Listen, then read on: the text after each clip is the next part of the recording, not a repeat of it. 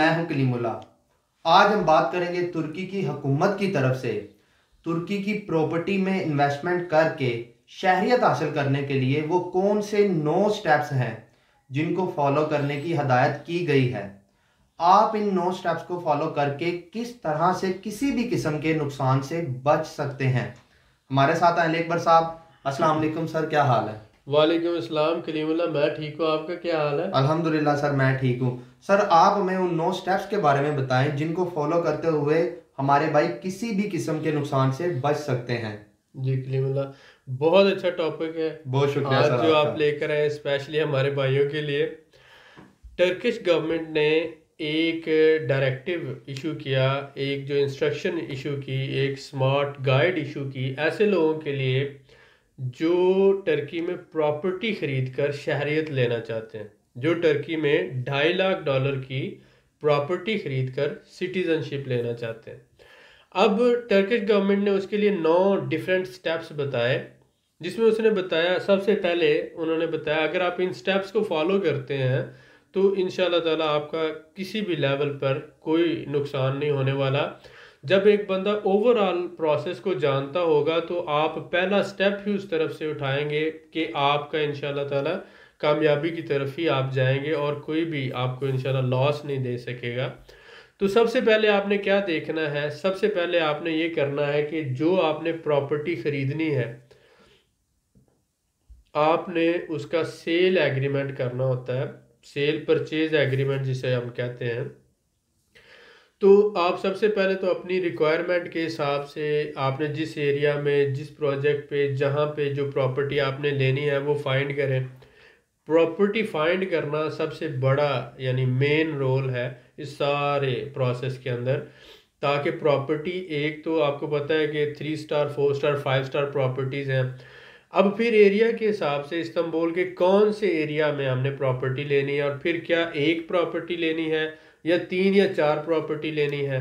और उन 3 4 के अलावा आपने ये भी देखना होता है कि कमर्शियल प्रॉपर्टी भी लेनी है, रेजिडेंशियल भी लेनी है, या कॉम्बिनेशन ऑफ बोथ।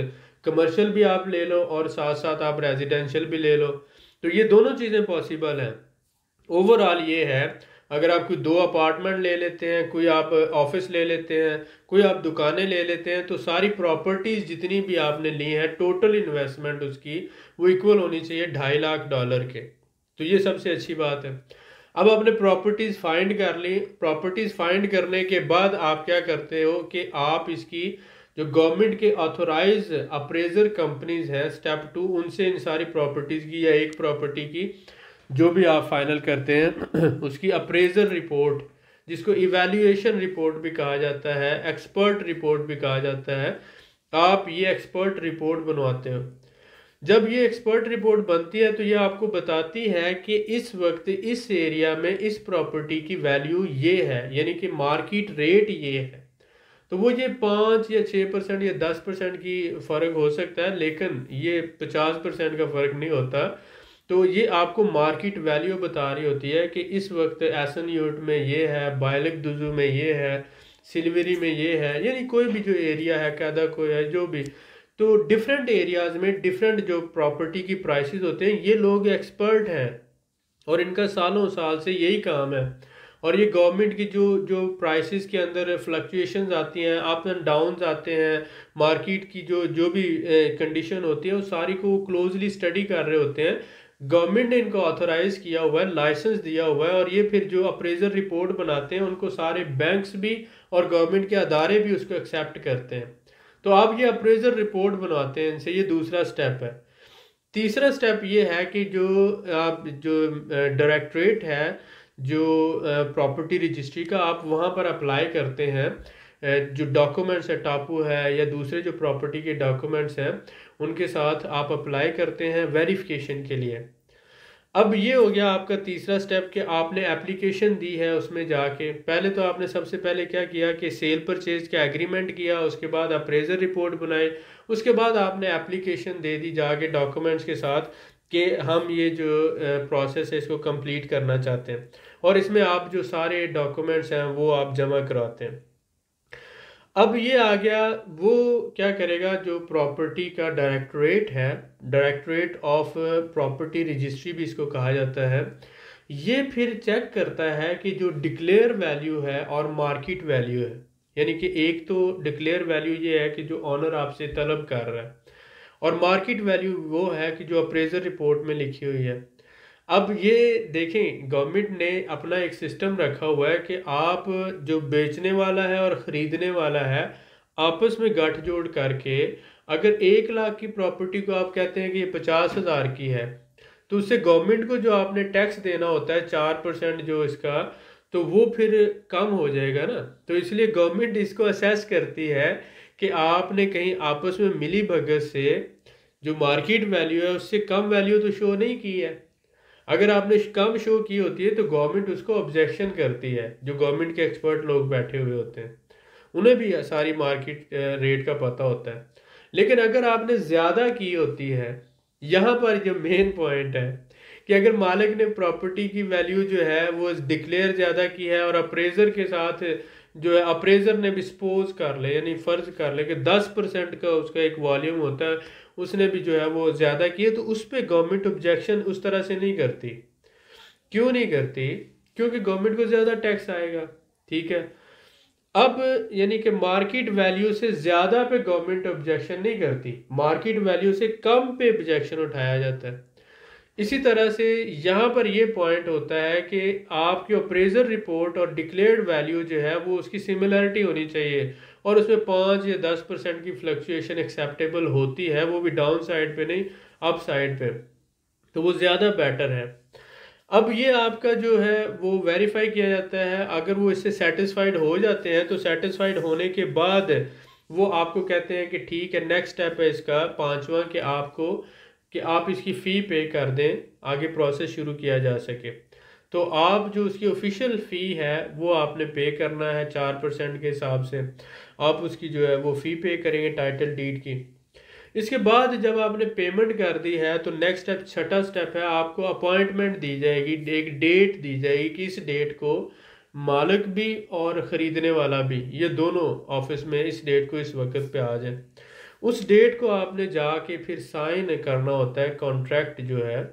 ये कॉन्ट्रैक्ट आप साइन करने के बाद दोनों पार्टीज जो है वो एक तो मुतफिक हो रही हैं कि सेल परचेज का प्रोसेस कंप्लीशन होता है, और टाइटल डीड जो है ट्रांसफ़र होती है, जो पहले पुराने मालिक के नाम से नए मालिक को।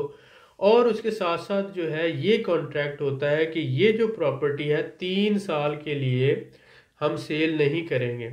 नया मालिक जो है वो स्टेटमेंट एक इशू करता है, इंडिकेट करता है कि 3 साल के लिए मैं इस प्रॉपर्टी को सेल नहीं करूंगा, और ये सिस्टम में डाल दी जाती है, होल्ड हो जाती है प्रॉपर्टी, 3 साल तक ये सेल नहीं हो सकती। उसके बाद जो है आप, ये नेक्स्ट स्टेज आ जाते हैं हमारे पास कि स्टेटमेंट रजिस्ट्री के बाद आपको नेक्स्ट स्टेप पे, 8वें स्टेप पे ये आ जाता है कि सर्टिफिकेट ऑफ कंफर्मिटी जो होता है वो, कि कंफर्म कर दिया जाता है कि आपका सेल परचेज होने के बाद, टाइटल डीड ट्रांसफ़र होने के बाद, आपने स्टेटमेंट भी कर दिया है, प्रॉपर्टी भी आपकी होल्ड हो गई है 3 साल के लिए, रजिस्टर हो गई है सिस्टम में। अब आपको सर्टिफिकेट ऑफ कंफर्मिटी जो जनरल डायरेक्टरेट होता है इसका प्रॉपर्टी का, उनकी तरफ से इशू होता है, यानी हेड ऑफिस की तरफ से इशू होता है। और ये जो सर्टिफिकेट ऑफ कंफर्मिटी होता है ये फिर आगे ये फॉरवर्ड कर दिया जाता है डायरेक्टरेट ऑफ इमिग्रेशन को।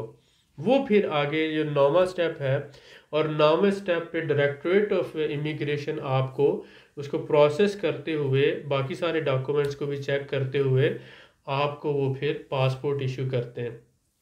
तो इस सारे स्टेप में आपने ये देखा कि जो प्रॉपर्टी की इवैल्यूएशन रिपोर्ट थी, कि अगर प्रॉपर्टी $2.5 लाख की होगी और गवर्नमेंट उसको एवेल्यूएट करेगी, और जो डिक्लेयर्ड वैल्यू है और उसके साथ साथ जो अप्रेजल या एक्सपर्ट रिपोर्ट है उसमें जो वैल्यू दी हुई है, मार्केट वैल्यू, ये दोनों बराबर हैं या कम से कम मिलती हैं आपस में, और जो भी वैल्यू टाइटल डीड के ऊपर है $2.5 लाख है, अगर वो इस चीज़ को कंफर्म करता है, सेटिस्फाइड करती है इस कंडीशन को, तो उसके बाद फिर आगे ये प्रोसेस किया जाता है। सेल परचेज का जो प्रोसेस कंप्लीट होता है फ़ी पे करने के बाद, उसके बाद वो 2.5 साल तक वो प्रॉपर्टी, 3 साल तक वो प्रॉपर्टी होल्ड हो जाती है। और नेक्स्ट स्टेप में जो है सर्टिफिकेट ऑफ कंफर्मिटी इशू होने के बाद वो जो सर्टिफिकेट है फॉरवर्ड हो जाता है डायरेक्टरेट ऑफ इमिग्रेशन को, और वो आपको पासपोर्ट, ये 3 महीनों का प्रोसेस है ऑलमोस्ट, वो आपको 2.5 से 3 महीनों में पासपोर्ट इशू कर देते हैं। तो ये शुरू से क्या हुआ कि टोटल 9 स्टेप थे। हम इसको थोड़ा सा रिपीट कर लेते हैं ताकि जो है आज जो जो लोगों को नहीं समझ आई, मज़ीद सिंप्लीफाई करने के लिए, समराइज करने के लिए, सबसे पहले आपने प्रॉपर्टी जो है फाइंड की $2.5 लाख की, और उसका सेल परचेज एग्रीमेंट आपने लिखा। सेल परचेज एग्रीमेंट के बाद आपने अप्रेजर रिपोर्ट उसकी बनाई। अप्रेजर रिपोर्ट के बाद आपने डॉक्यूमेंट्स के साथ डायरेक्टरेट को अप्लाई किया कि हम ये जो प्रॉपर्टी ले रहे हैं, और दूसरे ने मालिक के साथ के ये डॉक्यूमेंट वेरीफाई करने के लिए उन्होंने डॉक्यूमेंट वेरीफाई किए, साथ अप्रेजर रिपोर्ट को चेक किया कि ये जो कंडीशंस हैं, टर्म्स एंड कंडीशन उसको सेटिस्फाइड करती है। अगर वो उससे सेटिस्फाइड हो जाते हैं तो नेक्स्ट वो क्या करते हैं, आपको बुलाते हैं, एक अपॉइंटमेंट देते हैं कि इस डेट पर आप आके साइन करें। उस डेट पे आप जाके साइन करते हैं, पेमेंट आप जो पे करते हैं ऑनर को, ऑनर साइन करता है, टाइटल डीड आपके नाम शिफ्ट हो जाती है, ट्रांसफ़र हो जाती है, और उसके बाद फिर आप कॉन्ट्रैक्ट साइन करते हैं कि आप 3 साल के लिए इस प्रॉपर्टी को सेल नहीं करेंगे। और 3 साल के लिए वो प्रॉपर्टी सेल नहीं होगी, ये सिस्टम के अंदर भी डाल दिया जाता है। 3 साल तक वो प्रॉपर्टी होल्ड हो जाती है।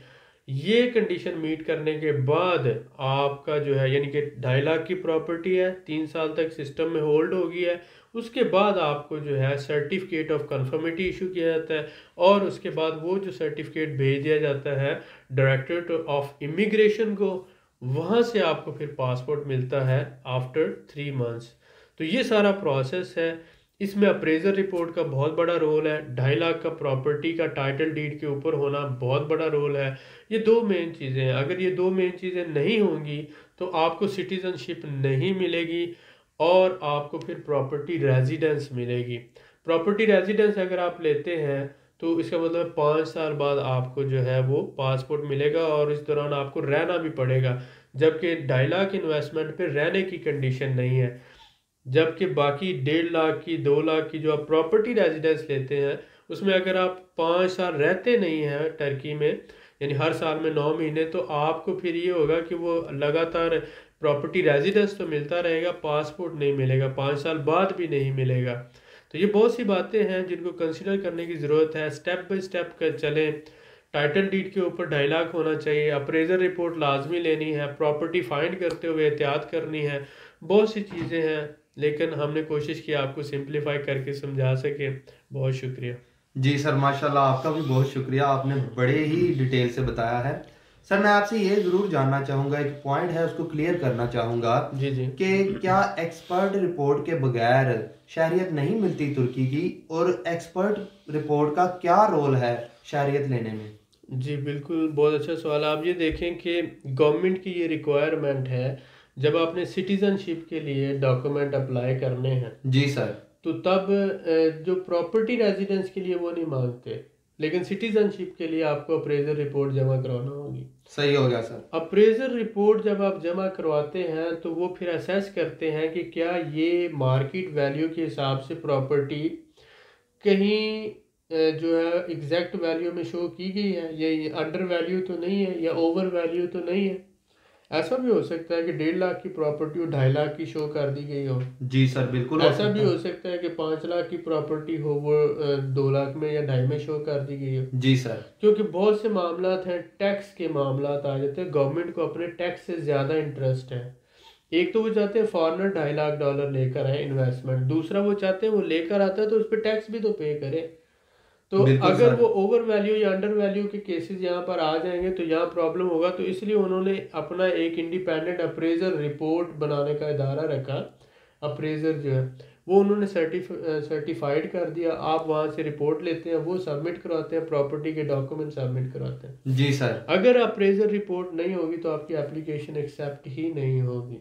बिल्कुल ठीक ठीक हो है, तो गया सर। इसलिए ये मेन इसका जो काम है वो यहाँ पर ही क्लियर हो जाता है। और बहुत से लोगों को जो मामलात होते हैं यहाँ पे, अब यहाँ पे मेन जो छोटा सा बारीकी का काम ये है कि अप्रेजर रिपोर्ट भी जो होती है वो मिल मिला के 5-10% का ऊपर नीचे हो सकता है। जी सर। क्योंकि वो भी इंसान ही बनाते हैं, कोई फरिश्ते तो बनाते नहीं है। तो इस तरह से वहाँ पर भी अप्रेजर रिपोर्ट में भी जो है, जो लोग बना रहे होते हैं उनको भी थोड़ा बहुत क्या खुआ के 5 या 10% ऊपर नीचे किया जा सकता है। बिल्कुल ठीक हो ठीक है। गया सर। और फिर आगे जो है छोटी मोटी चीज़ें, गवर्नमेंट, आप प्रॉपर्टी 2 लाख की है, आप शो करते हैं 2.5 लाख की, तो गवर्नमेंट खुश होती है बिल्कुल ठीक हो गया कि सर। भाई ये 2.5 का टैक्स भी तो ज़्यादा आएगा, तो मालिक को फ़ायदा होता है जी लेकिन सर। खरीदने वाले को नुकसान होता है। बिल्कुल ठीक हो गया सर, माशाल्लाह आपने बड़ी ही तफसील से गाइड किया, मैं आपका बड़ा शुक्रगुजार हूँ। ये वेलकम। अगली वीडियो में हम आपको बताएंगे कि टापू की कितनी किस्में हैं। ब्लू टापू और रेड टापू में फ़र्क जानने के लिए अगली वीडियो का इंतज़ार करें। मज़ीद मालूमात के लिए हमारे चैनल को सब्सक्राइब करें, वीडियो को लाइक करें और शेयर करें। बेल आइकन को ज़रूर प्रेस करें ताकि अगली वीडियो आपको मिल सके। अल्लाह हाफिज़।